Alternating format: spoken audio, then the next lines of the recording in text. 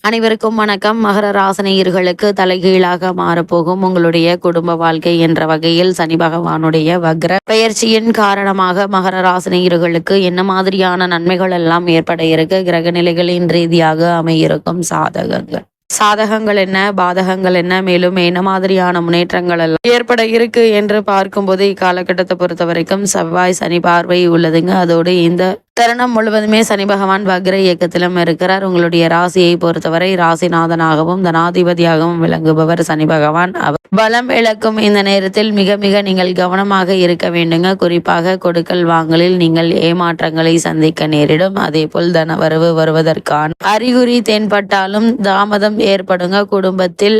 குடும்பத்தில் குழப்பங்கள் அதிகரிக்க இருக்கு. வாசல் தேடி வந்த வரன்கள் திரும்பி சென்று விடுங்க. குறிப்பாக கொடுத்த வாக்கை காப்பாற்ற இயலாது என்பதால் வாக்கு கொடுக்கும் முன் ஒரு கணம் சிந்தித்து செயல்படுவது நல்லதுங்க. அது மட்டும் இல்லாம பொது வாழ்வில் உள்ளவர்களுக்கு காரியங்கள் நிறைவேறுங்க. அதே போல் தொழில் மற்றும் வியாபாரத்தில் நீங்கள் எதிர்பாராத பல முன்னேற்றங்களை இப்போது நீங்கள் தாராளமாக எதிர்பார்க்கலாம். அதே போல மாணவ மாணவிகள் வெளிநாடு சென்று விசேஷ உயர்கல்வி பயில வேண்டும் என்ற விருப்பம் இருந்துச்சு அப்படின்னா அதற்கான முயற்சிகளையும் தற்போது நீங்கள் தாராளமாக மேற்கொள்ளலாங்க. சிறு முயற்சியிலேயே வெற்றி கிடைக்கும். மகர ராசினியர்களுக்கு கிரகநிலைகளின் ரீதியாக கூறப்படும் பரிகாரம் என்ன என்று பார்க்கும்போது ஆதித்ய பிரபு வழிபாடு ஆனந்தம் வழங்கும் வழிபாடா அமைகிறது.